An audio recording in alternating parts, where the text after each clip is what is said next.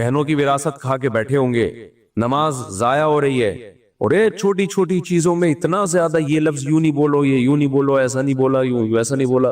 तो वही मिसाल है, कुत्ता जो है ना, कुत्ता, उससे किसी ने पूछा तू टांग उठा के पेशाब क्यों करता है? उसने कहा भाई कहीं छींटे ना पड़ जाए। गटर का पानी पी रहा है, उससे उसका तकवा नहीं टूटता। हर शख्स पे भौंकता है, उससे उसका तकवा नहीं टूटता। लेकिन तहारत के मसाइल में इतनी इतनी महारत है कि पेशाब करेगा तो टांग उठा लेगा एहतियातन कि छींटे, हालांकि छींटे फिर भी पड़ रही होती हैं। तो इतनी छोटी छोटी चीजों में ज्यादा ना उलझाया करो लोग, सीधा सीधा तमीज से चला करो। अच्छा, मेरा एक एतकाफ में एक उसूल है, एतकाफ में जो अभी है ना एतकाफ, कोशिश करें बढ़ चढ़ के एतकाफ में बैठे। मेरा एक उसूल ये है कि भाई फर्ज नमाज की पाबंदी कराओ एतकाफ वालों से। ये मेरा उसूल है, ये नहीं मैं बता रहा हूं, लेकिन मैं कमेटी को पाबंद नहीं कर रहा, इसका उनकी अपनी राय है कि फर्ज नमाज की पाबंदी कराओ एतकाफ में, किसी को फर्ज नमाज मत छोड़ने दो। बाकी सारी चीजें उसके ऊपर, इशराक पढ़े तरगीब दो उसको, नहीं पढ़ता सोने दो, कोई मसला नहीं। सुबह शाम की तस्बीहात की तरगीब दो, पढ़ ले अच्छी बात है, नहीं पढ़ता सोने दो। तरावियां पूरी पढ़े, तरावी तो सुन्नत मुअक्कदा है, उसकी तो ज्यादा ताकीद है, लेकिन चूंकि है बड़ी लंबी नमाज, किसको पेट में तकलीफ है, किसके घुटने में तकलीफ है, किसके साथ क्या मसला है, ये हम नहीं जानते। तो ये गन पॉइंट पे पढ़ाने वाली बोलो ना नहीं है। हाँ, इतना जरूर है कि कोई नहीं पढ़ रहा तो बैठ के पीछे गप्पे ना कर मारे, बातें ना करे, चुप बैठा रहे आराम से। अगर नहीं वैसे तो पढ़ो ना, आए किस सिलसिले में हो यहाँ पे। अगर तरावी भी नहीं पढ़ोगे, नमाज भी नहीं पढ़ोगे, तस्बीहात भी नहीं करोगे, तो एतकाफ में आए किस सिलसिले में हो? तो तरगीब तो दी जाएगी, मलामत भी की जाएगी, लेकिन जबरदस्ती इसमें बोलो नहीं। मैंने बाज मस्जिदों में देखा है एतकाफ वालों को ना स्क्रू से ऐसा टाइट करके रखा हुआ होता है, सुबह इतने बजे उठना है, सबको जबरदस्ती उठाया जाता है। किसी का मूड है, किसी का नहीं है कि नहीं भाई उठो। फिर उनसे तहज्जुद पढ़वाई जाती है रात को, सुबह इशराक पढ़वाई जाती है, इशराक से पहले सोने नहीं दिया जाता। फिर लाजमी उनसे सबसे 20-20 रकतें तरावी इमाम के साथ पढ़वाई जाती हैं, और फिर वो फलाना जिक्र करवाया जाता है, फिर इतने बजे इतना जिक्र। भाई ये लोग मस्जिद में आ रहे हैं, हर डिजाइन का बंदा है जिसने कभी जिंदगी में मस्जिद की शक्ल नहीं देखी होती, सिर्फ फर्ज पढ़ ले वो गनीमत है, मस्जिद में टाइम गुजार ले। तो इन चीजों में जबरदस्ती बोलो नहीं करनी चाहिए। देखो चंद दिन पहले अपनी बातें शो मारने के लिए नहीं बताता है, सिर्फ एक मोटिवेशन के लिए। अब सहरी में सब उठे हुए होते हैं तो तहज्जुद की 2 रकतें पढ़ लेनी चाहिए ना कम से कम। तो बच्चों को भी तरगीब देनी चाहिए, बेटा तुम भी पढ़ लो, बस एक दफा बोल दें बेटा तुम भी पढ़ लो, पढ़ ले ठीक है, नहीं पढ़े तो ज्यादा बदअखलाकी ना करें। अखलाक की हिफाजत ये तहज्जुद की हिफाजत से बोलो ज्यादा जरूरी है। ठुड्डे मार मार के पढ़ा दो, उठो पढ़ नमाज, पढ़ ले ठीक है भाई, नहीं पढ़े ये चीजें अपनी खुशी से होती हैं तो फायदा होता है, और आदत भी पड़ती है। गन पॉइंट पे होती है तो इस जमाने में कम से कम फायदे के बजाय नुकसान ज्यादा होता है।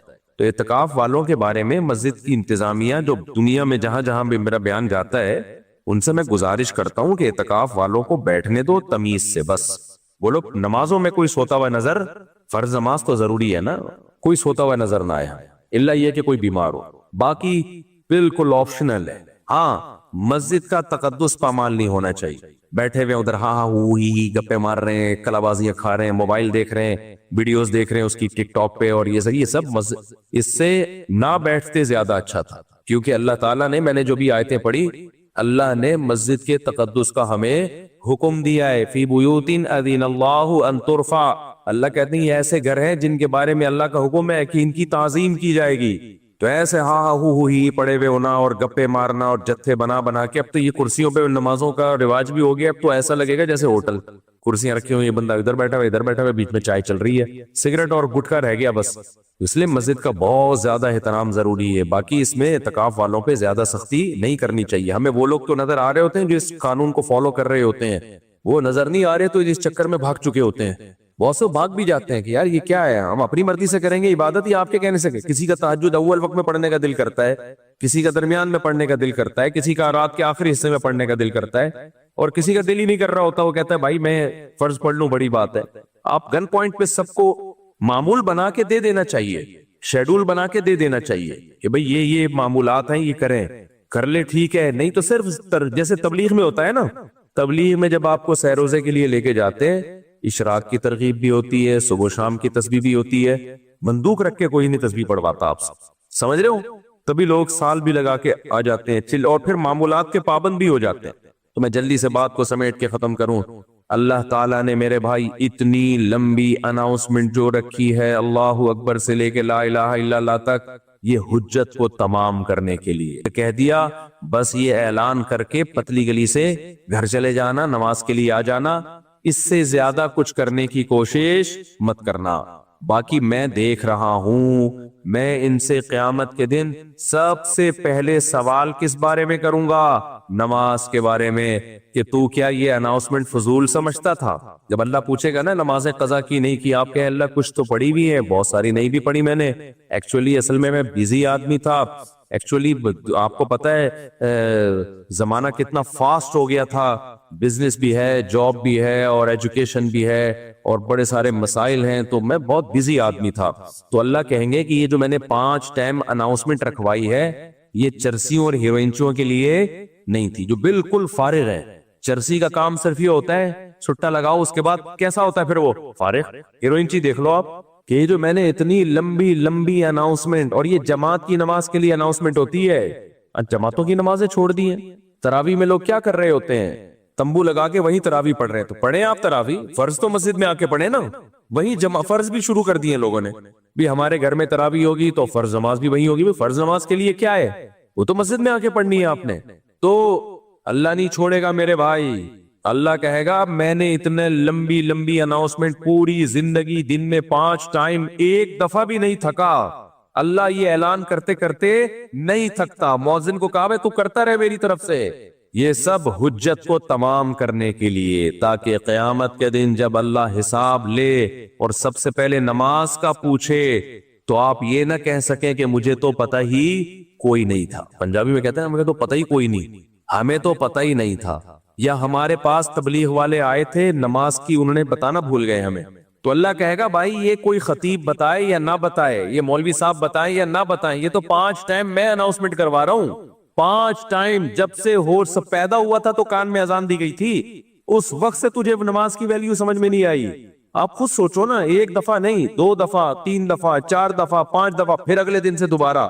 ہم پوری زندگی اذانوں کی آوازیں اپنے کانوں میں سنتے ہیں، ایک دفعہ بھی اللہ نے یہ کہا کہ بس مؤذن سے کہ یار بس خواب آیا اس کو بس چھوڑ دے بھائی بہت ہو گیا، نہ، جب تک قیامت قائم نہیں ہو جاتی اذانوں کی آوازیں فضاؤں میں گونجتی رہیں گی، اور اللہ کی حجت اپنے بندوں پر تمام ہوتی رہے گی۔ اس لیے میں بار بار کہتا ہوں میرے بھائی، نماز سے زیادہ اسلام میں کوئی حکم نہیں ہے۔ ہو نہیں سکتا کہ آپ نماز نہ پڑھتے ہو اور آپ اپنے آپ کو مسلمان بھی کہو۔ نبی صلی اللہ علیہ وسلم نے فرمایا من ترک الصلاۃ متعمدا فقد کفر، جس نے جان کے نماز چھوڑ دی اس نے کفر کیا۔ امام احمد ابن حنبل کہتے ہیں کہ وہ کافر ہو گیا، پکا کافر ہو گیا، نکاح ٹوٹ گیا اس کا۔ باقی تینوں ائمہ کیا کہتے ہیں کہ بھئی یہاں کفر کا مطلب ہے اس نے اللہ کا بزبان حال گویا انکار کر دیا۔ اب وہ یہ جو دعوے کر رہے ہیں نا کہ میں اللہ کو مانتا ہوں، اللہ کے نبی کو مانتا ہوں، عمل سے بتا دیا کہ میں جھوٹ بول رہا ہوں، کفر کا یہی مطلب ہوا نا، عمل سے کہہ دیا کہ میں جھوٹ بول رہا تھا کہ میں اللہ اس کے رسول کو مانتا ہوں۔ مانتا ہے تو تجھے اتنی دفعہ اناؤنسمنٹ ہو رہی ہے، تیرے کانوں میں جو بھی نہیں رینگتی، تو یہ کیسا ماننا ہے بھائی؟ آج جب آپ سفر کے لیے بسوں میں جاتے ہیں، ڈرائیور نہیں روکتے نماز کے لیے، کھانے کے لیے روکتے ہیں، کیوں؟ ان کو پتا ہے اگر کھانے کے لیے نہیں روکا نا یہ سارے میرے اوپر چڑھ جائیں گے آ کے۔ نماز کے لیے نہیں روکا، ان کو پتا ہے ایک آدھ بیٹھا ہوگا پھسپھسا سا نمازی، وہ بھی پھسپھسا سا ہوگا، تھوڑا سا یوں کرے گا بھائی ذرا نماز کے لیے روک دینا، روک دیا ٹھیک ہے، نہیں تو بیٹھ جائے گا دوبارہ جا کے، اس سر پہ چڑھ جاؤ اس کے جا کے، بولے تیرا باپ بھی روکے گا۔ اخلاق ہر جگہ پسندیدہ، بولو اپنے پیسے نکالنے ہوتے ہیں تو کیسی گالیاں دے رہے ہوتے ہیں اس کو جا کے، وہاں کوئی کہتا ہے اسلام میں اخلاق ہے، بھائی تو آپ کو پتا ہے یہ ٹیڑھی یہ جو ہے نا گھی، یہ سیدھی انگلی سے آپ کسی کو پیسے دیں، 1 لاکھ روپے قرضہ دیا، اس کے بعد آپ لینے کے لیے جائیں بھائی اگر وہ مل جائے تو مجھے بڑی خوشی ہوگی، اس کا مطلب اب وہ قیامت تک نہیں دے گا، اس کو پتا ہے کہ دنیا کا بے وقوف آدمی ہے جس نے مجھے قرضہ دیا ہے، یہ نہیں دے گا۔ ایک خاتون نے نا چند سال پہلے کسی کو قرضہ دیا، قرضہ نہیں بزنس کے لیے پیسے دیے، پھر بیچاری میرے پاس آئی کہ وہ پیسے ہی نہیں دے رہا۔ میں نے کہا آپ ان سے پیسے کیسے مانگ رہی ہیں؟ کہتی میں ان سے کہہ رہی ہوں دیکھیں قیامت کے دن آپ کو بہت گناہ ملے گا، دیکھیں آپ پیسے دے دیں۔ میں نے کہا اب تو وہ بالکل بھی، اب تو میرا بھی دل چاہ رہا ہے کہ میں بھی کچھ پیسے لے کے بھاگ جاؤں۔ یہ اسٹائل پاکستان میں میرے بھائی بولو نا نہیں چلتا۔ میں نے کہا کسی غنڈے بدماش سے فون کرواؤ, ان کو بولو تو پیسے وہ نا فوراً قومی ترانے شروع کر دے گا. آپ جس کو پیسے دو نا, لیتے ہوئے تو بڑا وہ ہوتا ہے کہ میرے پاس بہت پیسہ ہے, مجھے ضرورت نہیں ہے, لیکن آپ دے دیں تو میں انشاءاللہ اگلے ہفتے دے دوں گا, کوئی مسئلہ نہیں ہے. لیتے ہوئے تو الگ اسٹائل ہوگا بھائی, دیتے ہوئے ایسے قومی ترانے سنائے گا, سارے ملکوں کے ترانے یاد ہوں گے اس کو. میرے بچے کا یہ ہو گیا, میرے ماموں کا انتقال ہو گیا, میری چچی کا یہ ہو گیا, میری بھاگ گئی واپس نہیں آ رہی, پتہ نہیں کیا کیا. تو ایسے نہیں ہوتا میرے بھائی. جو لوگ بزنس کرتے ہیں وہ یہ اسٹائل ان کا نہیں ہوتا. اس خاتون سے, ہماری جاننے والی خاتون تھی, میں نے ان کو بولا کہ میں نے کہا کسی غنڈے بدماش سے بولو تیرا باپ بھی دے گا پیسے, کل پہنچا کے جا, اور یہ تیرے بچے مر گئے, تیرے بچے بھاگ گئے, تیرے بچوں کے ساتھ یہ ہو گیا, تیری ماموں کے ساتھ یہ ہو گیا, یہ تیرا ہیڈیک ہے, یہ میرا ہیڈیک نہیں ہے. سر پہ کھڑے ہو جاؤ. دیکھو آپ کی کمزوری سے اگر کوئی ناجائز فائدہ اٹھا کے پیسے کھا جائے نا, اس پہ ثواب نہیں ملے گا آپ کو, سمجھ رہے ہو. کسی فقیر پہ طرز کھا کے دے دو اس کو, لیکن آپ کو کمزور سمجھ کے کوئی پیسے کھا گیا, اس کا مطلب آپ بے وقوف ہو, کمزور نہ سمجھے آپ کو وہ. تو میں کیا بات کر رہا تھا, یہ کدھر سے آ گئی ہے. تو پیسوں کا جب معاملہ آتا ہے نا تو میں ذرا جذباتی ہو جاتا ہوں, کیونکہ یہ مسئلہ یہ ہے کہ اس میں لوگ بہت دو نمبری کر رہے ہیں. نمازی کیا, دیندار کیا, پرہیزگار کیا, صاحب عجیب ہی حساب چل رہا ہے پاکستان میں. تو مثال کیا دے رہے تھے, جلدی ختم کروں مثال دیکھ. نہیں نماز کی تو دے رہا تھا. ہاں ڈرائیور, تو جب آپ بس میں سفر کر رہے ہو, پائلٹ کو تو نیچے نہیں گرا سکتے پیراشوٹ سے, وہ تو آپ کو پھر مجبوراً جہاز میں بیٹھ کے ہی پڑھنی پڑے گی, یا ایئرپورٹ پہ ہی پڑھیں پہلے ہی. تو ڈرائیور کو بولیں بھائی, ہاں اب ایسا نہ ہو کہ ایک آدمی ایک ٹائم پہ جا کے بول رہا ہے, دوسرا 10 منٹ بعد بول رہا ہے, تیسرا 10, یہ تو غلط ہو جائے گا نا.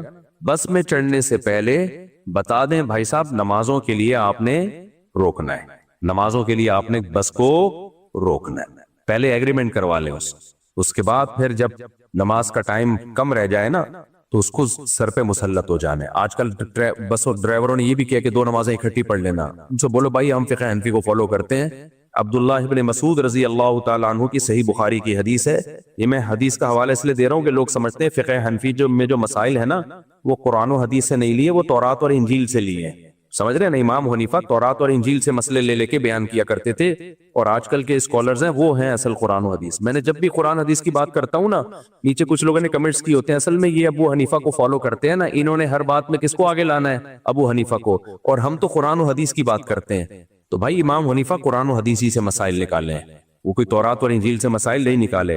تو امام حنیفہ کی رائے یہ ہے کہ سفر میں 2 نمازوں کو جو اکٹھا کیا جائے گا وہ ایسے کہ ظہر کو آخری وقت میں اور عصر کو اول وقت میں, یعنی ہر نماز اپنے ٹائم پہ ہی ہوگی. اس میں آسانی یہ ہے کہ ایک ہی دفعہ میں آپ 2 نمازیں پڑھ لو گے, ہر نماز کے لیے الگ اترنا نہیں پڑے گا آپ کو. پہلے تو ویسے بھی اونٹوں کا سفر ہوتا تھا نا, لیکن بس میں یہ مشکل ہوتا ہے, بس ڈرائیور ایسے ایگزیکٹ ٹائم پہ جا کے روکے یہ ہوتا نہیں ہے. تو اس میں بخاری کی حدیث ہے, عبداللہ بن مسعود کہتے ہیں نبی صلی اللہ علیہ وسلم نے مزدلفہ کے علاوہ, اور دوسری حدیث میں آتا ہے عرفات میں, ان 2 موقعوں کے علاوہ کبھی نماز کو اپنے ٹائم سے آگے پیچھے نہیں کیا. تو 2 نمازیں اکٹھی ہیں. بخاری میں ہی حدیث ہے کہ مغرب کی نماز کو ڈیلے کیا سفر میں حضرت عبداللہ بن عمر نے, اور عشاء کے قریب لے کر گئے. مغرب پڑھی عشاء کے بالکل قریب, اور تھوڑا سا ٹھہر کر عشاء بھی پڑھ لی جب عشاء کا وقت داخل ہو گیا. تو یہ صورتاً اکٹھی ہے, حقیقتاً اکٹھی نہیں ہے. اس کو کہتے ہیں جمع سوری. تو یہ ضرورت کے وقت ٹھیک ہے, ہم بھی کرتے ہیں جب ضرورت ہوتی ہے, بلا ضرورت تو یہ بھی ٹھیک نہیں ہے. ان الصلاۃ کانت علی المؤمنین کتابا موقوتا, ہر نماز کا اللہ نے متعین وقت رکھا ہے, اور افضل عمل اول وقت میں نماز پڑھنا. حدیثیں بہت واضح ہیں اس میں, تو بلا وجہ تو یہ بھی نہیں کرنا چاہیے. لیکن اگر کبھی مسئلہ ہو, کوئی مجبوری ہو, اس طرح سے نماز جمع کی جائے گی. اس بارے میں بہت ساری میں اس میں انشاءاللہ کلپ بھی ریکارڈ کرواؤں گا ریفرنسز کے ساتھ. تو اب کیا ہو رہا ہے کہ وہ, ہاں آپ سعودی عرب میں ہیں, وہ چونکہ فقہ حنبلی کو فالو کرتے ہیں, امام احمد بن حنبل کو فالو کرتے ہیں, تو اس میں پھر یہ ہوتا ہے کہ وہ ڈرائیور پھر نماز کے لیے نہیں روکتا. تو وہاں میجورٹی چونکہ حنبلی ہے, تو وہاں آپ کے لیے پھر مجبوری, اس کے سر پہ چڑھ کے سوار نہ ہو جاؤ. اس بیچارے کو کیا پتا کہ حنفی کیا شافی کیا, تو ایسا نہ ہو کہ اس کو آپ, کیونکہ میجورٹی وہاں پر فقہ حنبلی کو فالو کرتی ہے, تو پھر وہ ظہر میں ہی اثر پڑوا لیتے ہیں, پھر ڈائریکٹ مغرب میں جا کے روکے گا وہ. وہاں مجبوری ہے, مجبوری میں انسان دوسرے فقہ پہ عمل کر سکتا ہے, کیونکہ ہماری نظر میں چاروں امام کیا ہیں, برحق ہیں. لیکن جہاں ایسی شدید مجبوری نہیں ہے, وہاں بھی اگر آپ کو یہ ہے نا کہ ڈرائیور روکے گا, تو پھر نماز اپنے ٹائم پہ پڑھو جا کے. اللہ تعالیٰ نے نمازوں کو ڈیلے کرنے کی اجازت دی ہوتی نا, میدان جنگ میں دیتے, وہاں بھی اجازت نہیں دی ہے, تو عام جگہوں پہ کہاں سے اجازت ہوگی. تو نماز اپنے ٹائم پہ پڑھنی ہے. تو بس بات کو میں ختم کر رہا ہوں کہ جب آپ کو یہ لگے نا یہ ڈرائیور نہیں روک رہا, تو ایکسکیوز نہیں کرنا ہے آپ نے, ایک دو دفعہ کہنا ہے, اس کے بعد جا کے اور بھی لوگوں کو کھڑا کر دیں, بھائی جن نے نماز پڑھنی ذرا آگے آ جاؤ. تو ہو سکتا ہے کچھ پوستی آپ کا انتظار کر رہے ہو کہ کوئی ایک پہل کرے گا تو ہم بھی اٹھیں گے, پھر جا کے اس کے سر پہ سوار ہو جاؤ, بولو تیرا باپ بھی روکے گا, روک یہاں پہ. اور نماز کے لیے زیادہ تکلفات کی ضرورت نہیں, اگر آپ کا پہلے سے وضو ہے سڑک پہ پڑھ لو, کوئی مسئلہ نہیں ہے. لوگ کہتے ہیں جائے نماز لے کر آؤ, مصلی لے کر آؤ, یہ لے کر آؤ. بھائی جعلت لی الارض کلھا مسجدا, اللہ نے پوری زمین میرے لیے سجدہ گاہ بنا دی, وہی سڑک پہ روڈ پہ پڑھ لو, بس کے آگے کھڑے ہو کرنا چاہ کے چل بگا کے لے نہ جائے کہیں روڈ کے. ہم نے پڑھی ہے ایسے الحمدللہ, یا کہیں کنارے پہ پڑھ لو, اس میں گھنٹہ لگا رہے ہوتے ہیں لوگ. ایک تو استنجے اتنے گھنٹوں کے ہو رہے ہیں, بس ڈرائیور کہتا ہے یار 2 منٹ کی تیری نماز نہیں ہے, 1 گھنٹے کا تیرا, یہ سب کام پہلے کر کے بیٹھا کرو. تو خیر سفر ہو عزم کریں, بس یہ عزم کروا کے بات ختم کر رہا ہوں, میں بھی عزم کرتا ہوں, سفر ہو, حضر ہو, ٹینشن ہو, خوشی ہو, غم ہو, نماز ضائع بولو نہیں کرنی. خواتین بھی شاپنگ میں گئی, بھائی نماز ضائع نہیں ہے, کیونکہ خریداریوں میں نمازیں چھوٹتی ہیں, سفروں میں نمازیں چھوٹتی ہیں, ٹرین میں بھی کھڑے ہو کر نماز پڑھنی ہے. فرض نماز بیٹھ کر نہیں ہوتی, جہاز میں اگر کھڑے ہو کر موقع مل رہا ہے تو کھڑے ہو کے نماز پڑھیں, ان جہازوں میں موقع نہیں دیتے کھڑے ہو کر نماز پڑھنے کا. تو صرف سعودی ایئر لائن ہے جس میں جگہ بنی ہوئی ہے, ورنہ جہاز والے کہتے ہیں کہ نماز کی جگہ ہم کیوں دیں, وہ کہتے ہیں 4 سیٹوں کی جگہ گھر جائے گی تو ہمارے پیسے ضائع ہوں گے. صرف سعودی ایئر لائن اس لحاظ سے خاندانی ہے کہ انہوں نے باقاعدہ جماعت کی نماز کر سکتا ہے انسان وہاں پہ, تو جگہ دی ہوئی ہے انہوں نے. تو اگر کہیں جگہ مل سکتی ہے تو کھڑے ہو کر ہی فرض نماز پڑھنی پڑے گی, ادروائز مجبوری ہے تو پھر جہاز میں آپ بیٹھ کے فرض پڑھ لیں, لیکن احتیاط اسی میں ہے کہ اس فرض کو ایئرپورٹ پہ اترنے کے بعد لوٹا لیں. تو اللہ تعالی ہمیں نمازوں کو قائم کرنے کی توفیق عطا فرمائے. اسلام نے جو عبادت کا تصور دیا ہے اس میں اللہ آپ کے کام آئے یا نہ آئے, نماز آپ کو بہرحال پڑھنی. لطیفہ پرانا ہو گیا, میں سنا دیتا ہوں دوبارہ, بہت پرانا ہو گیا لیکن نئے لوگ بھی آ رہے ہیں نا, کئی بار سنا چکا ہوں, تو پرانے لوگ ہیں وہ بور ہوں گے لیکن سبق بہت ہے اس میں. ایک دیہاتی آدمی نماز نہیں پڑھتا تھا. کیا نہیں کرتا تھا؟ اسے مولوی صاحب نے کہا نماز پڑھا کر. اس نے کہا کہ اگر میں نماز پڑھوں گا نا تو میری گائے بھینسوں کی رکھوالی کون کرے گا؟ مولوی صاحب نے کہا دیکھ, نماز پڑھنے سے رزق میں برکت ہوتی ہے, تو نماز جب پڑھے گا تو تیری بھینسیں اور زیادہ دودھ دیں گی, کیونکہ اللہ کی عبادت سے برکت ہوگی. تو ایک دن اس نے کہا چلو ٹرائی کرنے میں کوئی حرج نہیں ہے. فجر کی نماز پڑھی, گھر گیا تو ایک بھینس مر گئی. بھینس کیا ہو گئی؟ اس نے کہا یہ کیا ڈرامہ ہے یار. مولوی صاحب کے پاس آیا کہ آپ نے تو کہا تھا بھینسیں دودھ دیں گی, میری تو بھینس مر گئی. مولوی صاحب نے کہا اصل میں اللہ تمہارا امتحان لے رہا ہے کہ تم کتنے مضبوط ہو ایمان میں, 1-2 ہوگا پھر اس کے بعد ڈبل ہو جائے گا دودھ. اس نے کہا چلو ٹھیک ہے. ظہر میں آیا, گیا, دوسری مر گئی. پھر امام صاحب کے پاس آیا, امام صاحب نے کہا ابھی امتحان کی کچھ کڑیاں کیا ہیں, سخت کڑیاں ہیں, اور یہ ابھی کچھ گھڑیاں باقی ہیں امتحان کی. پھر آ گیا, اثر پڑھنے گیا تو ایک اور بھینس مر گئی. تو ایک کٹا ہوتا ہے نا بھینس کے چھوٹے چھوٹے بچے, وہ بہت شور مچا رہا تھا, تو یہ اس کو کہتا ہے زیادہ شور نہیں مچا, تو خالی 2 نفل کی مار ہے. تو کیا ہے, یعنی تیرے پیرنٹس کو مارنے کے لیے نا 4 فرض پڑھنے پڑے ہیں. وہ بڑے بڑے پیسے تھے, تو اتنا سا ہے 2 نفل پڑھوں گا اور مر جائے گا. وہ کیوں نماز پڑھ رہا تھا؟ دانت میں کچھ پھنسا ہوا ہے. اس کے ذہن میں یہ بات بیٹھ گئی تھی کہ بھائی عبادت کرنے سے رزق میں برکت ہوگی. حالانکہ وہ یقیناً برکت ہوتی ہے, مگر عبادت رزق میں برکت کے لیے نہیں کی جاتی. وہ تو کرنی ہے, بھینس مرے یا زندہ رہے, فجر بھی پڑھنی ہے, ظہر بھی پڑھنی ہے, عصر بھی پڑھنی ہے, مغرب بھی پڑھنی ہے, اور عشاء بھی پڑھنی ہے. کیوں؟ اس لیے نہیں کہ رزق میں برکت ہو. ہم نماز اس لیے تھوڑی پڑھتے ہیں, اس لیے کہ جو کھلا رہا ہے پالیسی بھی اسی کی چلے گی. وہ جب کھلا رہا ہے اور نعمتیں دے رہا ہے تو جب عبادت کے لیے بلائے گا ہمیں اور آپ کو جانا پڑے گا, چاہے ہمارا فائدہ ہو یا ہمارا نقصان ہو. میں نے جمعے کے بیان میں ایک واقعہ سنایا تھا نا کس سابق حکومت کا, کہ پنجاب میں کو ایجوکیشن سسٹم شروع کر دیا. جب کو ایجوکیشن سسٹم شروع کیا ہے تو علماء گئے وزیر اعلیٰ کے پاس کہ بھئی یہ کیا ڈرامہ شروع کر دیا تم نے. حکومت نے کہا تھا ہمارے پاس فنڈ نہیں ہے الگ الگ اسکولوں کا. تو پھر وہ حکومت نے بتایا علماء کو کہ فنڈ کا مسئلہ نہیں ہے, باہر سے مدد آتی ہے, ان کی یہ ریکوائرمنٹ ہے, ان کا یہ کہنا ہے کہ الگ الگ اسکول نہیں بناؤ, لڑکے لڑکیوں کو ساتھ بٹھاؤ. تو علماء بڑے حیران ہوئے, یار یہ کیا کر رہے ہو؟ تو پھر وہ حکومت نے کہا کہ جن کا کھاتے ہیں پالیسی بھی اسی کی چلے گی. بھائی پیسے وہ اسی شرط پہ دے رہے ہیں. تو عجیب بات ہے, یہ آئی ایم ایف سے قرضہ لیتے ہوئے یہ بات سمجھ میں آتی ہے, امریکہ برطانیہ سے پیسے لیتے ہوئے یہ بات سمجھ میں آتی ہے بھائی, لیکن اللہ سے چیزیں مانگتے ہوئے اور اللہ کی چیزیں کھاتے ہوئے یہ بات سمجھ میں نہیں آتی. وہاں کہتے ہیں اللہ کھلائے گا مگر پالیسی کس کی چلے گی؟ بولو بھائی, ہماری چلے گی. قانون کس کا چلے گا؟ ہمارا چلے گا. اصل بات کیا ہے؟ سب کو پتا ہے کہ جتنا اللہ سے کھا رہے ہیں اتنا آئی ایم ایف سے نہیں کھا رہے, لیکن بات یہ ہے کہ وہ لوگ فوراً پکڑتے ہیں اور اللہ فوراً نہیں پکڑتا. میں ذرا یہ دانت صاف کر لوں ورنہ یہ مسلسل جب مجھے پریشان کرتا رہے گا. وہ کہنے لگے کہ کھلاتے وہ ہیں تو پالیسی کس کی چلے گی؟ بولو بھائی, ہماری.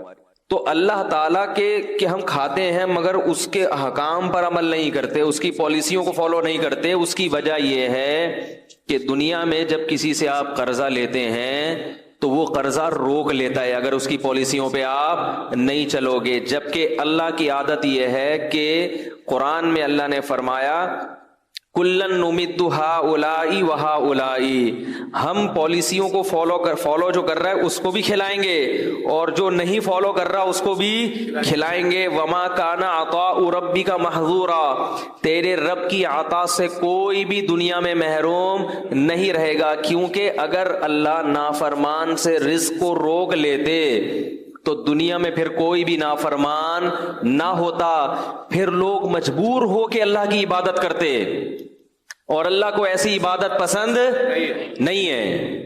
بات آ رہی ہے سمجھ میں؟ اللہ کو ایسی عبادت نہیں پسند ہے. ایسی قربانی, یہ قربانی نہیں ہے نا, یہ قربانی ہے ہی نہیں. وہ تو آپ جب دیکھ لو سب کچھ. مشرکین یہ کہا کرتے تھے کہ ہمیں اللہ کا عذاب دکھائیں جس عذاب کا وعدہ کرتے ہیں. تو اللہ نے کیا فرمایا, اگر عذاب دیکھ لیں گے پھر ایمان لائیں گے تو وہ ایمان مقبول, بولو بھائی, نہیں ہوگا. عذاب دیکھنے کے بعد ایمان لاؤ گے تو پھر تو وہ تو سب کو تو وہ تو کہتے ہیں نا بھائی تمہارے تو اچھے بھی مانیں گے, پھر کیا خیال ہے بھائی, پھر تو سب مانیں گے, پھر تو ہندو بھی ایمان لائے گا, عیسائی بھی ایمان لائے گا, کیونکہ اپنے مفاد تو سب کو محبوب ہوتے ہیں. یہاں آزمائش ہے کہ غیب کے پردوں میں ڈال دیا اور اپنی نعمتوں کی بارشیں برسا دی. آئی ایم ایف اتنا قرضہ نہیں دیتا جتنا ہمیں اللہ کھلاتا ہے فری میں.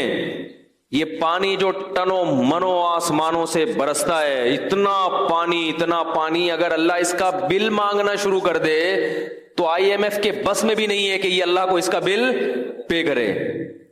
ایک بادل جو چھوٹا سا ٹکڑا ہوتا ہے نا بادل کا, ٹنوں منوں وزن ہوتا ہے اس کے اندر ہزاروں پانی کے ٹینکر ہوتے ہیں جو ایک بادل کا چھوٹا سا ٹکڑا لے کے سفر کر رہا ہوتا ہے.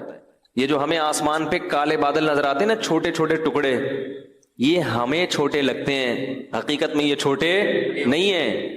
ماہرین کہتے ہیں کہ بادل کا ایک ٹکڑا اگر ایک جگہ کھڑے ہو کر برسنا شروع کر دے پورے شہر کو تباہ کرنے کے لیے کافی ہے. یہ جو چھوٹے بادل کے ٹکڑے ہوتے ہیں کراچی کے اوپر سے گزرنے بارشوں میں, تو اگر یہ کھڑے ہو کے کراچی پہ برسنا شروع کر دیں کہ بھائی چلو اب یہیں پورے خالی ہو جاؤ, پورے خالی کہاں ہو جاؤ, ادھر ہی, تو ہم پورے بھر جائیں گے, پھر ہم تیر رہے ہوں گے, پھر تباہ ہو جائے گا سب کچھ. چھڑکاؤ ہے ہلکا ہلکا, یہ کیا ہے؟ ہلکا ہلکا. معصرات کہا ہے اللہ نے, نچڑنے والے بادل تھوڑا تھوڑا نچڑتے ہوئے جا رہے ہوتے ہیں, ہلکا ہلکا چھڑکاؤ کرتے ہیں اور ہوا ان کو دھکیل دیتی ہے کہ بس بہت ہو گیا, آگے نکلو آگے, ایک ہی جگہ پہ نہیں برس جانا, کیونکہ اتنا پانی ہے کہ یہ کراچی والے افورڈ نہیں کر پائیں گے, تباہ ہو جائیں گے یہ سب. وہ تھوڑا سا چھڑکاؤ میں ہی آپ دیکھو حال کیا ہوتا. کیا خیال ہے؟ اسی میں لوگ تیرنا, کھارا در غائب ہو جاتا ہے, کھارا در اخبار میں آتا ہے پھر ہے بھائی. ایسا ہی ہوتا ہے نا کراچی میں جب زیادہ بارشیں ہو جائیں, گلستان جوہر مارکیٹ سے شارٹ, ایسا ہی ہوتا ہے. وہ دو بھی نشیبی علاقے ہیں وہ بالکل ڈوب جاتے. اتنا پانی اتنے بڑے شہر میں برستا ہے, फसलकहु यनाबिया फिल अर्ज़, ये रब की सखावत है जो जोश मारती है। और फिर अल्लाह फरमाते हैं उस पानी को हम जमीन पे बरसा के जमीन को ताकत देते हैं, वहां से चारा पैदा होता है। फिर जमीन की दरारों में जहां भी जमीन को जगह नजर, पानी को जगह नजर आती है ना, सुराख कहीं भी, पानी उसमें दाखिल होता है। फिर मिट्टी में अल्लाह ने फिल्टर लगाए हुए हैं, वो फिल्टर पानी को ऐसा साफ करते हैं जरासीम से कि हजारों साल बाद भी मिट्टी से पानी निकालो तो वो आपको बिल्कुल ताजा मिलेगा पानी, उसमें जर्रा बराबर भी खराबी पैदा नहीं होगी। और फिर उस पानी को जब जमीन में दाखिल करते हैं तो करते करते एक जगह जाके उसको ब्रेक लगा देते हैं कि भाई इससे ज्यादा नीचे मत जाना, क्योंकि इंसान के लिए इसको जमीन में स्टोर किया है, लिहाजा इतना नीचे मत जाना कि इंसान की दस्तरस से बाहर हो जाए। तभी हम कुएं खोद खोद के पानी, बोलो भाई, निकाल रहे, और जितना निकालो उतना और आ जाता है, और आ जाता है, और आ जाता है। ये क्या है सब? केपीके में बाज जमीनों पे गया, वहां ट्यूबवेल लगी हुई है, पानी आ रहा है और वो खेतियां उससे आबाद हो रही हैं। मैंने पूछा यार ये पानी तो, मैं तो 2 दिन से हूं, 2 दिन से पानी निकलता हुआ देख रहा हूं आप। उन्होंने कहा आप 2 दिन से, हम 40 साल से देख रहे हैं। 40 साल से क्या हो रहा है? ट्यूबवेल से मुसलसल पानी निकल रहा है। तो फिर उसके हमारे अब्बा दादा भी बताते हैं हम जब पैदा हुए थे तो ये पानी निकल ही रहा था, इतना पानी जमीन में। और सूबह सरहद जो है केपीके, वो ऊंचाई वाली जगह पे है, वो नशेबी जगह पे नहीं है। जितना ऊंचाई पे जाएंगे उतना पानी ज्यादा। अजीब बात है या नहीं है? पानी की तो सिफत है नीचे जाना, लेकिन कश्मीर में पानी ज्यादा है और कराची में कम है। हालांकि कराची समंदर की सतह के बिल्कुल बराबर है, लेकिन सतह समंदर से ऊपर जा रहे हैं तो पानी और ज्यादा होता चला जा रहा है। सवाल पैदा होता है, पानी तो नीचे आता है, ऊपर थोड़ी जाता है पानी। लेकिन जितनी बुलंदी पे, मैं ऐसे ऐसे इलाकों में गया हूं 7000 फुट बुलंदी, ऑक्सीजन नहीं होती वहां पे, सांस लेने में दुश्वारी, मगर पानी के चश्मे पहाड़ों की नोक से फूट रहे हैं, क्योंकि वो भी जमीन है वहां, उसको भी अल्लाह ने क्या करना है? बोलो भाई, आबाद करना है अल्लाह ने। पहाड़ों के ऊपर पानी जाता है और बिल्कुल चोटी से निकल के नीचे बहना शुरू होता है। इसी वजह से अल्लाह ने कहा हमने जमीन में दरिया और चश्मे जारी कर दिए। फिर पानी का एक अलग सिस्टम है, जैसे बिल्कुल हम लोग चीजें स्टोर करते हैं ना भाई, जैसे हम बकरीद के गोश्त से हलीम पकाते हैं ना मुहर्रम में, मैं तो नहीं पकाता, इन लोग पकाते हैं, तो वो कहां स्टोर करते हैं? फ्रिज में। क्या ख्याल है भाई? क्योंकि मुहर्रम में फिर कहां से मिलेगा इतना गोश्त, तो लोग बकरीद के गोश्त को क्या कर देते हैं? स्टोर कर देते हैं कि मैं मुहर्रम में उसी से हलीम पकेगा, तो फ्रीज कर दिया जाता है ना। ऐसे ही गर्मियों में पानी की जरूरत ज्यादा होती है, तो अल्लाह ताला क्या करते हैं कि जो ठंडे इलाके हैं वहां पानी को बर्फ की शक्ल में स्टोर कर देते हैं। नहीं यार, ये मेरा ख्याल है, कुरान ने इसका भी तस्करा किया कि आसमान से बर्फ नाजिल होती है, वो बर्फ के बड़े बड़े पहाड़, वो सब क्या है? कुदरती फ्रिज है जिसमें कोई डोर नहीं है, दरवाजा नहीं है, कोई बिजली नहीं देनी पड़ रही उसको। वो अल्लाह ताला आसमान से ही बर्फ बना के उसको जमीन पे, बोलो ना भाई, नाजिल करके बड़े बड़े तोदे ग्लेशियर बना देते हैं। वो ग्लेशियर स्टोर हो जाते हैं, बिल्कुल साफ सुथरा पानी होता है, वो एकदम नीट क्लीन पानी, साफ सुथरा। वो पानी बड़े बड़े ग्लेशियर कश्मीर में और केटू की पहाड़ियों पे इधर क्या हो जाते हैं? पूरे पूरे बर्फ के पहाड़ बन जाते हैं। फिर कैसा बेहतरीन निजाम है, ऐसा नहीं होता एकदम धड़ाम से पहाड़ पिघल जाएं, ना ना ना ना।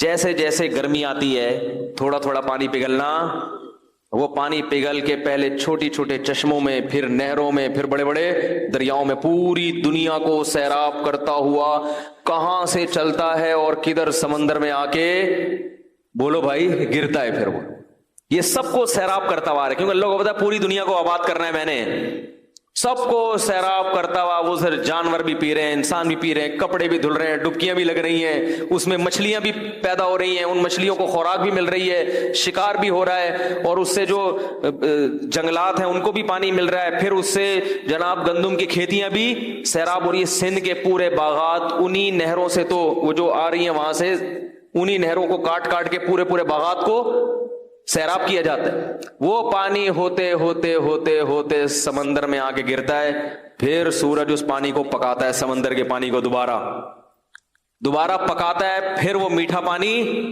दोबारा बादलों में जाता है, फिर वो मनो टन भरे हुए बादल, अल्लाह हवा को कहते हैं चल भाई वापस चल, जहां से आया था उधर वापस, फिर वो वहां जाके बरसेगा, कुछ तो लिक्विड माए की शक्ल में बरसेगा और कुछ बर्फ बन के जो बह जाएगा और फिर बर्फ बन के आहिस्ता आहिस्ता पिघलता रहेगा। अल्लाह ताला पूरी दुनिया को आदम अलैहिस्सलाम के जमाने से पानी पिलाते चले आ रहे हैं, ये पानी कम होने का नाम नहीं ले रहा। इतना जबरदस्त सिस्टम है ना बारिश का। एक साइंसदान ने कहा है कि ये जो बारिश का निजाम है ना, ये इतना पेचीदा और इतना दिलचस्प निजाम है कि ये निजाम खुद ब खुद वजूद में नहीं आ सकता। ये गैर मुस्लिम के अल्फाज हैं। और हमारे यहां क्या कहते हैं, पानी खत्म हो रहा है, नस्ल को बोलो भाई रोको, पानी खत्म नहीं हो रहा। ये उल्लू बनाने की बातें हैं, क्योंकि पानी खत्म जब होगा जब वो फना हो रहा हो। पानी एक हालत से दूसरी हालत में तब्दील होके बिल आखिर कहां जाता है, समंदर में, फिर दरिया, वो सारा साइकिल हो रहा है, ये पूरा चक्कर है, ये जाया होता ही नहीं है। और कितने लाखों गैलन करोड़ों गैलन पानी समंदरों में जाया हो रहा है। तो हमारी हुकूमतें अपनी सुस्ती कि भाई पानी को स्टोर करने का कोई इंतजाम नहीं है, डैम बनाने की बात करो तो सियासी झगड़े, क्या ख्याल है, पानी को स्टोर करने का खुद का कोई इंतजाम है नहीं, और डाल देते हैं किस पे कि नस्ल रोको। आई बात समझ में? ये ऐसे ही जैसे घर में कोई सुस्त बाप हो ना, सुस्त बाप ठीक है ना, बेगम ने अपने ससुरालियों को बुला लिया, अपने मैके वालों को दावत के लिए। अब इतना बड़ा कूलर रखा हुआ है लाके, कहा जा रहा है भाई घर में 20 अफराद आ रहे हैं, तो आप ऐसा करें इसको भरने का इंतजाम कर लें।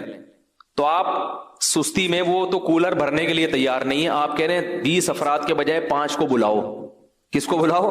5। तो ये इसलिए नहीं कि पानी की कमी है, ये इसलिए कि आप क्या हैं, सुस्त। तो हुकूमत जब कहती है ना कि नस्ल रोको, पानी के जखायर कम हो रहे हैं, तो ये हुकूमत अपनी सुस्ती किस पे निकाल रही है? हम और आप पे निकाल रही है। नहीं यारी मेरा गले बात समझ में? तो अल्लाह की तरफ से रिज़्क़ बरस रहा है, बरस रहा है, हम पानी भी पी रहे हैं। अगर एक पानी अल्लाह रोक लेना, खुदा की कसम IMF कर्जे देना छोड़ दे, इतना नुकसान नहीं है, खाते पीते फिर भी रहोगे। लेकिन एक पानी आसमान से बरसना खत्म हो जाए तो दिवालिया निकल जाए इंसानों का, लोग इन डॉलर और सोने और चांदी के सिक्कों को भूल जाएंगे। अक्सर मैं एक वाकया बयान में सुनाता हूं, एक बादशाह ने एक बुजुर्ग से कहा कि मैं आपको अपनी आधी सल्तनत गिफ्ट में देना चाहता हूं। किस में देना चाहता हूं? आपको आधी सल्तनत मिल जाए तो आदमी तो खुशी से बेहोश हो जाए ना। उन बुजुर्ग ने कहा कि मेरी नजर में तेरी इस सल्तनत की कीमत मच्छर के पर के बराबर भी नहीं है। भाई क्यों भाई? उन्होंने कहा मेरे पास जो नेमतें हैं ना, जो गॉड गिफ्टेड नेमतें, जो अल्लाह ने मुझे बगैर किसी मेहनत के दी हैं, उन नेमतों की कीमत तेरी इस सल्तनत से ज्यादा है।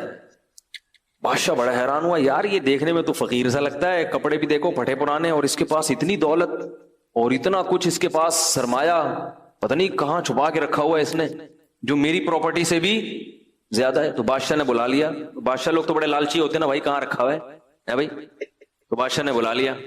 तो बादशाह ने कहा कि आप शक्ल से तो इतने मालदार नहीं लगते, लेकिन आपने जो ये कहा कि आपके पास इतनी कीमत की चीजें हैं, तो ये कहां है? बुजुर्ग को पता था ऐसे समझाऊंगा इसकी समझ में नहीं आएगा, मिसाल से बात समझ में आती है ना। क्या ख्याल है भाई?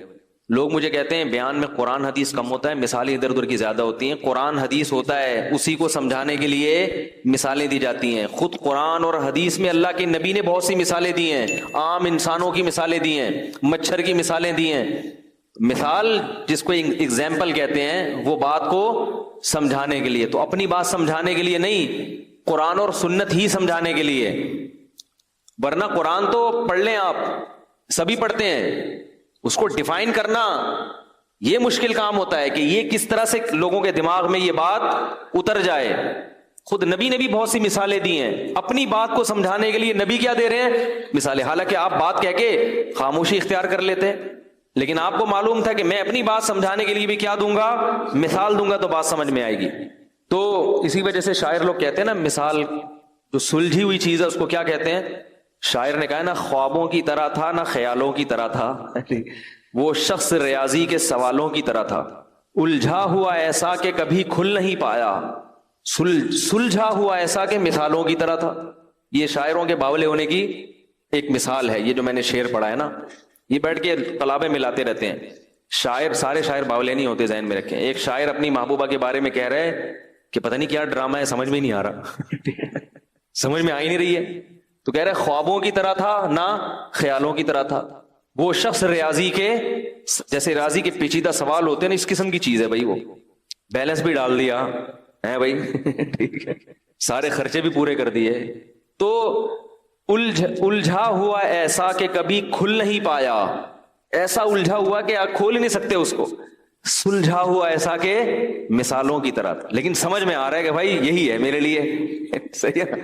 جب جان چھڑانے کی بات کرو تو ایسا سلجھا ہوا کہ بھائی اس میں کیا خرابی ہے. پھر آخر میں کہتا ہے شطرنج کی الجھی ہوئی چالوں کی طرح تھا. سمجھ میں آ رہی ہے بات؟ نہیں آ رہی تو یہ زیادہ اچھا ہے. اس قسم کی باتیں سمجھ میں آئیں تو خطرناک ہے، نہ سمجھ میں آئے تو زیادہ اچھا ہے. خیر، تو مثال سے بات سمجھ میں آتی ہے. کیا کہہ رہا تھا میں؟ ابے وہ مثال دینے لگا تھا، وہ ذہن سے نکل. ابے والد کی پالیسی تو بہت پرانی ہو گئی. بادشاہ، ہاں، تو ان بزرگ نے بادشاہ کو مثال سے سمجھایا. وہ بادشاہ بزرگ سے کہہ رہا تھا نا کہ بھائی کی کون سی چیز ہے، تو ان بزرگ نے بادشاہ سے کہا کہ بادشاہ سلامت، ایک مثال ہے، اور مثال اکثر فرضی ہوتی ہیں. ان کو لوگ کہتے ہیں فرضی قصے سنا رہا ہے، تو فرضی بھی ہوتی ہیں کہ فرض کر لو تھوڑی دیر کے لیے تو کیا ہوگا.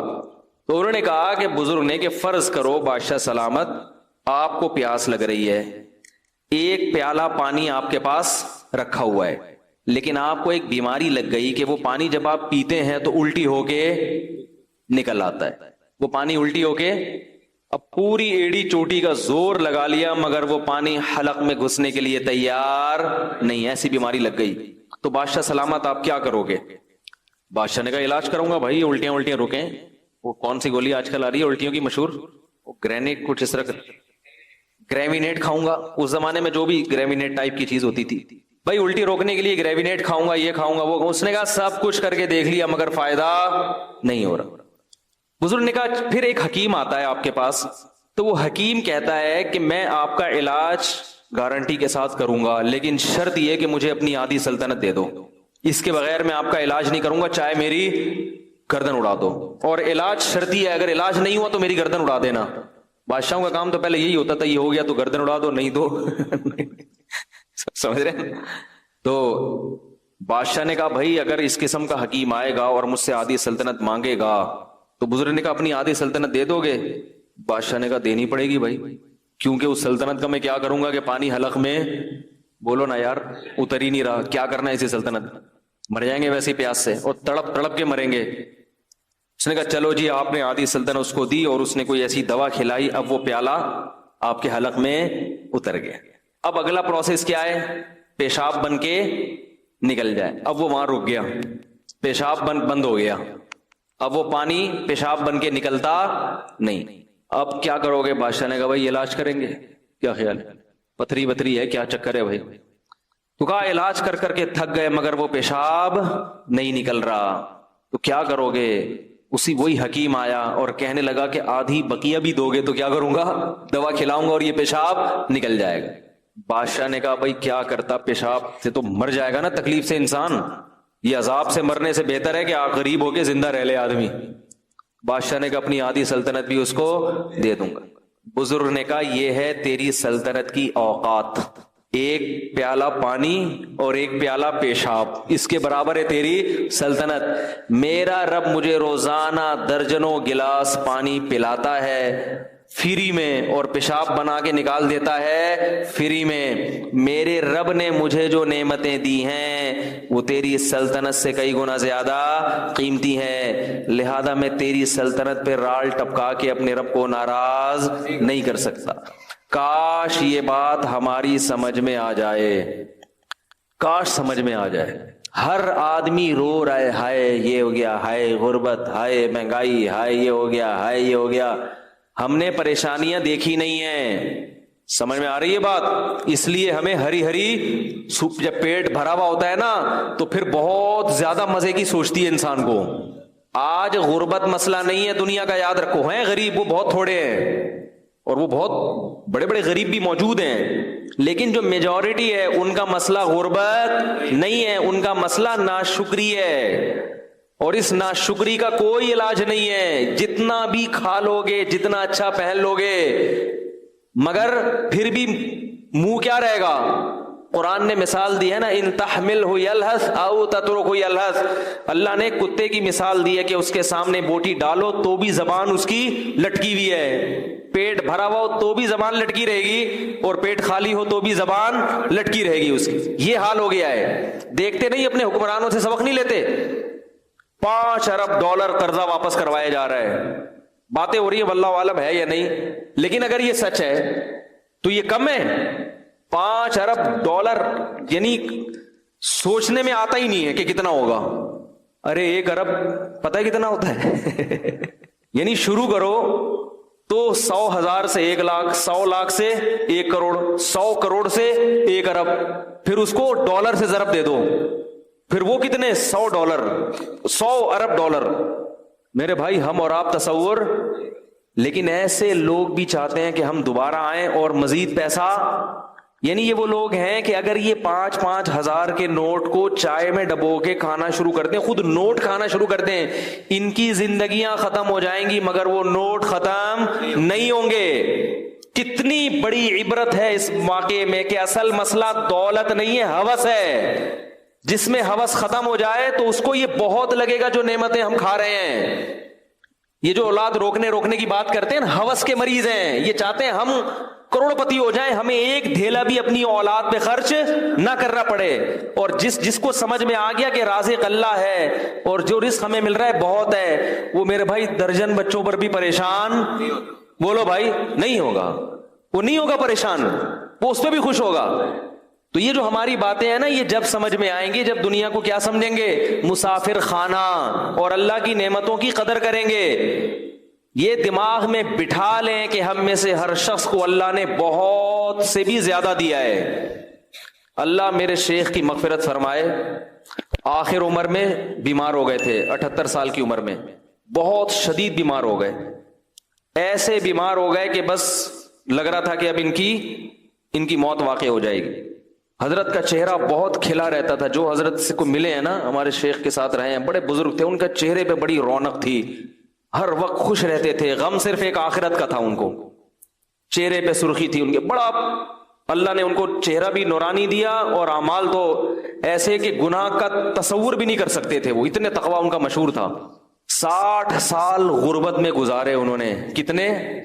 اور ایسی غربت کہ انڈا خریدنے کے پیسے, بولو بھائی, نہیں تھے. یہ واقعہ حضرت جب سناتے تھے تو فرماتے تھے مجھے ڈر لگتا ہے کہیں یہ واقعہ بیان کرنے سے ناشکری نہ ہو جائے, کہ اللہ یہ نہ کہے کہ تو غریب تو تھا نہیں تو اپنی غربت بیان کیوں کر رہا ہے. فرماتے تھے اس لیے بیان کر رہا ہوں تاکہ آپ لوگوں کو عبرت ہو کہ میں 2 وقت کی جو روٹی ملتی تھی دال کے ساتھ, اس کو اللہ کی بہت بڑی نعمت سمجھتا تھا. ذاتی گھر کا تو تصور بھی نہیں کر سکتے تھے وہ. ان کی اہلیہ بیمار ہوئیں, ڈاکٹر کے پاس لے گئے. ڈاکٹر نے کہا ان کو پھل فروٹ کی ضرورت ہے, کیا کھلاؤ؟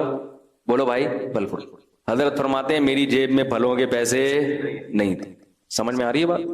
پھلوں کے پیسے, اگر ہم میں سے کسی جیب میں پھل کے پیسے نہ ہو پھر لوگ اس کو تانا دیں گے جب تیرے پاس اتنے پیسے شادی کیوں کی تو نے, اور بچہ پیدا ہونا تو پھر اور ہی عجیب بات ہے. بھائی نکاح تو کرنا ہے چاہے پیسے ہوں یا نہ ہو. ایسی عورت سے کرو جو آپ کے ساتھ کمپرومائز کرے, ایسی نہیں مل رہی پھر صبر کرو. اولاد بھی ہوگی, سب کس پہ توکل کرنا ہے؟ یہ تو اللہ کا حکم ہے. فرماتے ہیں انڈے بیچنے والا آتا تھا محلے میں, تو ایک دن ہمارے گھر آیا, دروازہ بجایا کہ آپ کتنے انڈے لیں گے روز؟ ٹھیک ہے. حضرت فرمایا میں نے کہا کہ ہمارے ہاں انتظام ہے. گول مول بات کی, یہ نہیں کہا کہ میرے پاس تو پیسہ ہی نہیں ہے, تو اپنی غربت کیوں کسی کے سامنے ظاہر کریں. فرمایا میں اپنے آپ کو اس وقت سیٹھ سمجھتا تھا. کیا سمجھتا تھا؟ سیٹھ. فرمایا تھوڑا سا عام آبادی سے ہٹ کے رہتا تھا میں, یہ دکھانے کے لیے کہ میں کیا ہوں, میں غریبوں میں ٹھیک ہے, غریبوں میں نہیں رہوں گا میں. حالانکہ کہتے ہیں سب سے زیادہ غریب میں ہی تھا محلے میں. اتنے خوش. تو بیگم کو سیب کھلانے کے پیسے نہیں تھے. فرماتے ہیں میں نے کہا بھائی ڈاکٹر اپنے حساب سے تو صحیح کہہ رہا ہے, اس کا علم تو یہی کہہ رہا ہے کہ بھائی سیب ضروری ہے, کھجور ضروری ہے, لیکن میرے پاس پیسے نہیں ہے, تو اس کا مطلب ہے میری بیوی کے لیے ضروری, بولو بھائی, نہیں. اگر ضروری ہوتا تو اللہ مجھے پیسے دیتا. اللہ کو یہ طاقت حاصل ہے کہ وہ سیب کے بغیر بھی آئرن کی کمی پوری کر دے, لیکن اہلیہ بھی تھی ساتھ دینے والی. کوئی اور ہوتی گریبان پکڑتی, جب تیرے پاس پیسے نہیں تھے تو رشتہ لینے آیا کیوں تھا؟ جب تیرے پاس سیب کے پیسے نہیں تھے ہیں, انہوں نے بھی توکل کیا, بھائی میرے میاں کا جو کچھ ہے وہ مجھ سے چھپاتے. ہاں, جو کنجوس آدمی ہے نا, جو بیوی کو ترسا ترسا کے کھلا رہا ہے اور ادھر پیسے جمع کر رہا ہے, اس کا گریبان پکڑنا چاہیے. سمجھ میں آ رہی ہے؟ اس کو تو کوٹنا بھی چاہیے, کیونکہ ایسے بھی کنجوس دنیا میں ہیں, خود باہر برگر بھی کھا رہے ہیں اور مزے اڑا رہے ہیں, اور بیوی کو چائے میں ڈبو کے پاپے کھلا رہے ہیں, کہہ رہے ہیں نبی کی بیویوں نے بھی اس پہ کیا کیا تھا, گزارا. اللہ پہ توکل کرو, اللہ بہت بڑا ہے. اس کو طبیعت سے کیا کرنا چاہیے, کوٹنا چاہیے. میں اس کی بات کر رہا ہوں جو کوشش بھی کرتا ہو پھر بھی رزق کے دروازے نہ کھلتے ہوں, وہ تو اللہ کی طرف سے ہے نا, وہ تو اللہ کی طرف سے. تو حضرت اپنی اہلیہ کی بہت تعریف کرتے تھے, فرماتے اللہ نے مجھے ایسی بیوی دی ہے کہ مجھے جنت کی حور بھی اس کے مقابلے میں پسند نہیں آئے گی. ایسے صاف کہتے تھے, کہہ رہے اللہ نے مجھے ایسی بیوی دی ہے. کیسا انہوں نے حضرت کے ساتھ کیا کیا, کمپرومائز کیا. حضرت فرماتے ہیں ہمارے تو پیسے ہی نہیں تھے, صبح ایک روٹی کھاتے تھے اور شام کو ایک روٹی دال کے ساتھ. کہا ایک دن ہمارے گھر میں مہمان آئے تو کہنے لگے یار جب بھی آپ کے گھر آؤ دال ہی پکی ہوتی ہے. ٹھیک ہے نا. حضرت فرماتے ہیں اس کے بتانے سے ہماری توجہ اس طرف گئی کہ ہم کئی دنوں سے دال کھا رہے ہیں, ورنہ ہمارا ذہن بھی کبھی اس طرف نہیں گئی. اور فرماتے تھے یہ جو میں آپ کو واقعہ بتا رہا ہوں یہ صرف آپ کو سبق دلانے کے لیے. فرماتے ہیں اس حالت میں یہ نہیں سمجھتا تھا میں غریب ہوں, اور اب بھی یہ نہیں سمجھتا تھا کہ میں غریب تھا, کیونکہ اللہ نے مجھے 2 وقت کی روٹی دی عزت کے ساتھ, رات کو سر چھپانے کے لیے جگہ دی, اور ایک ایسی بیوی دے دی جو میرے ساتھ اس معاملے میں خوش ہے. تو فرمایا کہ بس اللہ نے پوری دنیا کی دولت سمیٹ کے مجھے دے دی. میں یہ سمجھتا تھا, خوش تھے. تو کہتے ہیں کہ ڈاکٹر نے کہا سیب کھلایا, ہمارے پاس سیب کے پیسے نہیں تھے. تو فرماتے ہیں کہ ہم نے کہا بھائی ڈاکٹر اپنی لحاظ سے صحیح کہہ رہا ہے, اگر اللہ ہمیں دیتا تو آئرن کی کمی پوری کر دیتے, نہیں دیا تو اللہ ویسے ہی پوری کر دے گا کمی. اولاد بھی ہوتی رہی, حضرت بھی نسل روکنے کے قائل بولو بھائی نہیں تھے, اور ہسپتالوں کے قائل بھی, ہسپتال میں پیسے ہی نہیں تھے حضرت کے پاس. سب حضرت کی اولادیں ماشاءاللہ جوان ہیں, اللہ نے کثرت سے اولاد بھی دی, سب بچے پل بھی گئے, باہر ملکوں میں چلے گئے, اعلیٰ تعلیم بھی حاصل ہو گئی. حضرت کا انتقال ہو گیا, مگر پیرانی صاحبہ جو ہماری ہیں حضرت کی اہلیہ وہ اب بھی الحمدللہ زندہ ہیں. 90 سال سے اوپر شاید ان کی عمر ہو گئی ہو, نہیں آ رہی میرے خیال پاس. تو یہودیوں کی طرح کیلکولیشن کرتے رہو گے تو دنیا میں نہ سکون ملے گا, خود بھی پریشان رہو گے اور دوسروں کو بھی کیا کرو گے, پریشان کرو. تو حضرت کا انتقال ہو گیا مگر اب بھی بڑی اچھی صحت والی زندگی گزاری. اور حضرت کا بھی انتقال کمزوری سے نہیں ہوا یہ تھا حضرت کو شوگر کی بیماری ہو گئی تھی جو بڑھاپے میں ہو ہی جاتی ہے, لیکن حضرت اس پہ آمادہ تھے کہ بھئی اب مجھے دنیا سے جانے دو, میں میری عمر بہت ہو گئی ہے, مجھے زندہ رہنے کا شوق, بولو نا بھائی. حضرت فرماتے جب میری عمر 63 سال ہوئی نا تو پھر مجھے زندہ رہتے ہوئے شرم آنے لگی کہ 63 سال میں نبی دنیا سے چلے گئے, اب تم کیوں زندہ ہو گئی. تو وہ شرما شرمی میں 78 سال کے ہو گئے. ٹھیک ہے نا, کیونکہ دنیا کو مسافر خانہ سمجھتے تھے نا کہ بھئی جانا تو ہے, اب 60 سال ہو 70 ہو کتنا ٹھہرے. حضرت فرماتے تھے کہ ہمارے جب بچوں کے بچے ہو جائیں نا تو مجھے ذہن میں آتا تھا اب نئی گاڑی آ گئی ہے, پرانی گاڑی کیا کرے گی, پلیٹ فارم خالی کرے. یاد رکھو آپ کے گھر میں جو بزرگ ہیں ان پہ یہ فارمولہ اپلائی کرنا نہ شروع کر دیں کہیں جا کے. کہ آج ہم نے سنا ہے کہ 63 سال کے بعد انسان کو شرم آنی چاہیے, آپ تو 70 کے ہو گئے.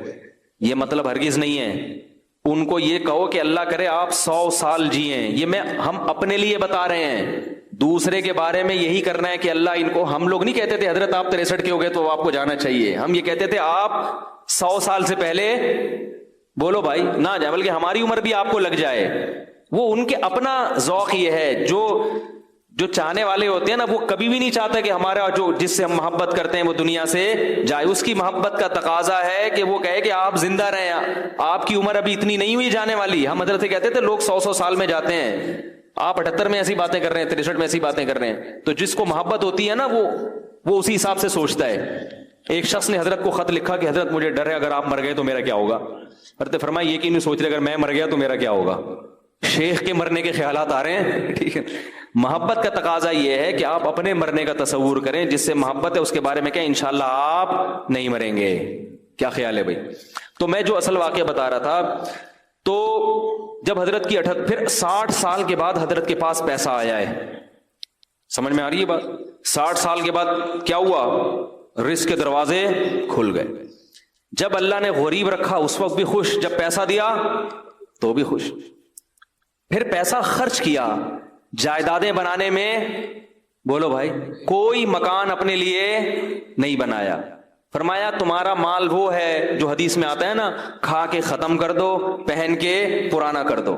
پھر جو حضرت کی پگڑی تھی, ٹھیک ٹھاک مہنگی پگڑی تھی, گھڑی اچھی خاصی مہنگی پلاٹینم کی گھڑی تھی, گاڑی ایسی کہ ہٹو بچوں, میں نے اب تک کسی کے پاس وہ گاڑی, بولو بھائی, اتنی بڑی گاڑی تھی. کویت کا شہزادہ اس سے حضرت نے گاڑی خریدی تھی. شاید میں غلط بیانی سے کام لے رہا ہوں بھائی, جھوٹ تو نہیں بول رہا ممبر پہ بیٹھ کے. اور فرماتے ہیں جب میں پیٹرول پمپ پہ جاتا تھا تو ٹینکی فل کراتا تھا. یہ نہیں کہ 500 روپے کا گاڑی میں اتنی بڑی گاڑی رکھی ہوئی ہے, 50 روپے کا پیٹرول ڈال دو, پھر جب ختم ہوگا تو نیا ڈالنا. بھائی جب تم نے ہی چلانی ہے تو بھر دو اس کو. اس پہ بھی جان لوگوں کی کیا ہو رہی ہوتی ہے, جل رہی ہوتی ہے. یار ٹینکی بھرنے, ایسا نہ ہو کہیں گر جائے, ضائع ہو جائے کوئی. او بھائی جب تم نے ہی چلانی ہے تو بار بار پیٹرول پمپ کی ٹینشن سے بہتر نہیں ایک دفعہ فل بھر دو اس کو. یہاں بھی بچا رہے ہیں پیسہ. حضرت فرماتے ہیں جب میں لائن میں کھڑا ہوتا تھا نا پیٹرول پمپ, تو وہ ٹینکی بھرنے میں کافی ٹائم لگتا تھا. لوگ مڑ مڑ کے دیکھتے تھے, اس مولوی کو دیکھو اور اس کی گاڑی کی ٹینکی کو دیکھو. نہیں آ رہی میرا خیال ہے. خوراک پھر ایسی رکھی, پھر صرف سیب نہیں, اب تو سیب کے پیسے نہیں تھے نا, جب نہیں تھے تو بھائی اللہ اسی میں, جب پیسے آ گئے تو پھر جو حضرت کا ناشتہ تھا وہ آج شاید وزیر اعظم کا بھی نہیں ہوگا. بالکل ایسی ڈائٹ تھی جو بالکل صحت کے لحاظ سے مناسب. اس میں بادام تھے ناشتے میں, بوائل ہاف بوائل انڈا تھا, سیب تھا. وہ سیب جب یہاں ختم ہوتے تو ٹورنٹو سے منگواتے تھے. یعنی اگر پاکستان میں سیب کا موسم نہیں ہے تو دنیا میں جہاں ہے وہاں سے کیا کرو, منگواؤ, سیب کھانا ہے. اس پہ پیسہ کیا ہو رہا ہے, میں تبھی تو بیان میں بار بار کہتا ہوں گھر بنانے کے بجائے پہلے ان چیزوں کی فکر کرو, اس کے بعد گھر کب بھی بنا لو اگر پیسہ اللہ نے بہت دیا ہے. اسی وجہ سے حضرت کی فٹنس ایسی تھی, اتنی عمر میں بھی کہیں سے بڑھاپا نظر نہیں آتا تھا. ایسے خوبصورت جوان جب چلتے تھے نا, لوگ کہتے, کھڑے ہوتے تھے, لوگ کہتے سنوبر کا درخت کھڑا ہوا ہے, ایسا قد تھا ان کا. چال ایسی خوبصورت تھی, آواز میں ماشاءاللہ جان تھی, صحت تھی. تو یہ جب حضرت کو بیماری ہوئی نا شوگر, پتہ نہیں چلا تھا, ان کی انتقال اس لیے ہوا کہ یہ شوگر ٹریس نہیں ہو پائی. سمجھ رہے ہیں, پتہ نہیں چلا کہ شوگر, اگر بیماری ٹریس ہو جاتی تو پھر 100 سال بھی جیتے وہ. لیکن بہرحال اللہ کی طرف سے موت ہے, کبھی اسی طرح موت آنی مقدر ہوتی ہے کہ بھئی بیماری ٹریس ہی نہیں ہو پاتی. لیکن ان کو شوگر تھی تو وہ میٹھا بھی اسی, جو ان کی خوراک کا میٹھا زیادہ کھاتے بھی نہیں تھے وہ, لیکن جتنا کھا رہے تھے وہ بھی کھا رہے تھے. شوگر کا کوئی علاج کی وہ نہیں تھی, علاج ہی نہیں ہوا اس کا. لیکن اس حالت میں جب انتہائی کمزور ہو گئے, بالکل چہرے جو ہے نا وہ رونق جو ایک بیمار آدمی کا ہوتا ہے کمزوری سے, وہ رونق ظاہری طور پہ ختم ہو جاتی ہے, بالکل بستر سے لگ گئے, تو بھی زبان سے کوئی شکایت نہیں. جب ہم جاتے نا اس کے لیے عیادت کے لیے, تو فرماتے کہ میں کس منہ سے شکایت کروں کہ میں بیمار ہوں, میں کمزور ہوں. اللہ نے ساری زندگی اتنا اچھا کھلایا پلایا, اب اگر اللہ نے تھوڑی سی آزمائش دیتی ہے تو اس آزمائش کو بیان کرتے ہوئے شرم آتی ہے. سمجھ میں نہیں آ رہی میرا خیال. اب اس آزمائش کو بیان کرتے ہوئے, بھئی پہلی دفعہ زندگی میں, حالانکہ اس سے پہلے بھی بیمار ہوئے ہوں گے, کہا اللہ نے ساری زندگی کھلایا, خوب کھلایا. وہ کیا کھلایا, دال روٹی, اس کو کیا کہہ رہے ہیں, خوب کھلایا.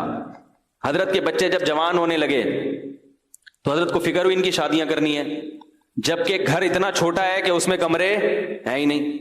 ہماری طرح نہیں کہ اب تو کرنا تو ہے ہی نہیں, کرنی تو ہے ہی نہیں, کماؤ پیسہ لاؤ پیسہ ہے بھائی. حضرت کو فکر ہوئی بیٹے جوان ہو رہے ہیں تو اب کیا کرنی ہے, شادیاں.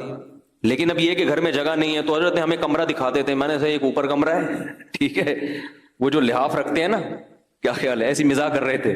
کہا میں نے سوچا کوئی مسئلہ نہیں, ایک کو ادھر سیڑھیاں لگا کے بولو گے چل ادھر جا اپنی بیوی کے ساتھ. لیکن فکر پھر بھی کی انہوں نے کہ بھئی شادی کرنی ہے ان کی, وہ دیکھا جائے گا شادی کے بعد کیا جگاڑ کرنا ہے, کہاں کر لے گئے. تو اللہ کا شکر ان کی شادیاں بھی ہو گئیں, ان کو بھی اللہ نے بہت پیسہ دیا. وہ سب مدرسے میں وہ عالم بنے. اس کے بعد اتنا اچھی علمی استعداد تھی کہ مدینہ یونیورسٹی سے ان کو بلاوا آ گیا ان کا, مدینہ یونیورسٹی چلے گئے, وہاں سے حکومت سعودیہ کی طرف سے دوسرے ملکوں میں دورے پہ بھیج دیے گئے. وہ بھی اچھا خاصا ماشاءاللہ ان کے پاس اللہ نے رزق کے دروازے ان کے لیے کھولے. تو میں یہ کہہ رہا ہوں, دیکھو ہم لوگ ہوس کے مریض ہیں, ہم کبھی بھی خوش بولو بھائی نہیں رہ سکتے. ہم غیر مسلموں کے طریقے کو فالو کر رہے ہیں کہ وہ کدھر جا رہے ہیں, وہ ہر وقت نوٹ بنانے میں لگے ہوئے ہیں. ہم میں سے جس کو بھی اللہ نے دیا ہے, جتنا دیا ہے, اللہ کی قسم وہ ہماری ضرورتوں سے کئی گنا زیادہ. ہمارے حضرت بار بار یہ کہتے تھے کہ اللہ نے مجھے میری ضرورت سے کئی گنا زیادہ دیا ہے, زیادہ دیا. پھر جب بہت پیسہ آیا حضرت کے پاس تو اپنے لیے پھر بھی نہیں بنایا گھر, پھر بھی کہا میں کیا بر کروں گا گھر بنا کے, لیکن اپنی اہلیہ کے لیے ایک فلیٹ بولو بھائی خرید لیا کہ میرے مرنے کے بعد ان کے لیے کوئی انتظام ہو جائے. تو وہ بھی ہو گیا, وہ بھی جب بہت, ورنہ حضرت اس کے بھی قائل نہیں تھے, کیونکہ بچے ماں ظاہر ہے بچوں کے پاس لیتی ہیں نا, ان کو تو الگ گھر کی ویسے بھی ضرورت نہیں ہوتی, لیکن چلو بنا لو جب اتنا اللہ نے دے دیا. باقی کیا کرتے تھے, اپنے جو صبح کا ناشتہ ہے بادام منڈا اور یہ سب, ایک دن ہم گئے تو ٹکا کھا رہے تھے, ٹھیک ہے نا, اچھی خوراک کھاتے تھے. تو جب شہد استعمال کرتے تھے, دودھ پیتے تھے, چائے کے قریب بھی نہیں پٹکتے تھے, کبھی بھی چائے نہیں. پان تو زہر تھا, حضرت کے سامنے کوئی پان کھا کے دکھا دے بس اس کی خیر نہیں ہے, کیونکہ انتہائی صفائی پسند تھے.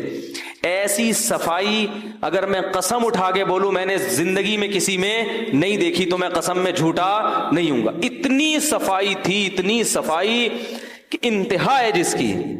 ایک طالب علم اپنی ٹوپی کمرے میں بھول آیا ان کے, اس پہ تھوڑے تھوڑے پسینے کے ہلکے ہلکے کچھ نشان تھے. حضرت اس ٹوپی کو نا یوں کر کے لے کر آیا, ادھر رکھ کے, کہا مجھے چکر آ رہے ہیں اس کی بدبو سے, حالانکہ اس میں کچھ بھی نہیں, لیکن ناممکن تھا, ایسی صفائی تھی.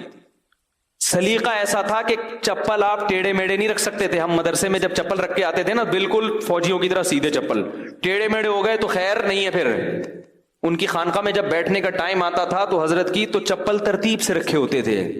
ایسا نہیں ہے کہ جہاں اتارو کوئی چپل ادھر جا رہی ہے ادھر جا رہی ہے, اس کا تصور نہیں تھا. گاڑی جب اپنی پارک کرتے تھے ایسی تمیز سے پارک کرتے تھے, اس کے جو ٹائر ہیں پہیے بھی کیا ہوتے تھے, بالکل سیدھے, ٹیڑھے میڑے نہیں ہوتے تھے. ہر چیز میں سلیقہ. کوئی بائک اگر گلی میں کھڑی کر دے ذرا سی ٹیڑھی میڑھی اس کو ڈانٹ پڑتی تھی. ایسا سلیقہ, ایسی تمیز, اتنی صفائی, انتہائی درجے کی صفائی تھی. تو میرے بھائی ہمارا سب سے بڑا مسئلہ کیا ہے, ہوس. ہمارا مسئلہ غربت نہیں ہے. ہم میں سے ہر شخص کو اللہ اس کی ضرورت سے کروڑہ گنا زائد ہے. اتنا جب حضرت کو آئے نا, پھر بھی حضرت کہتے ہیں مسافر خانہ ہے, نکلنا ہے یہاں سے, جانا ہے یہاں سے. کسی نے حضرت کو فون کر کے پوچھا کہ آپ سعودیہ عمرہ کرنے گئے تھے, ابھی آپ کہاں ہیں؟ تو حضرت فرمایا میں ناظم آباد کے مسافر خانے میں بیٹھا ہوا ہوں. پھر اس نے 3 دن بعد فون کیا کہ حضرت آپ کہاں ہیں ابھی؟ انہوں نے کہا ناظم آباد کے مسافر خانے میں. اس نے کہا 3 دن ناظم آباد میں جب آپ کا ذاتی گھر موجود ہے تو 3 دن سے آپ مسافر خانے میں کیوں ہیں؟ حضرت نے فرمایا ذاتی گھر کسی کا نہیں ہوتا, جو گھر اللہ نے دنیا میں دیا ہے وہ کیا ہے, مسافر خانہ ہے. تھوڑے دنوں میں یہاں سے جانا ہے, اور واقعی تھوڑے دنوں میں وہاں سے چلے گئے.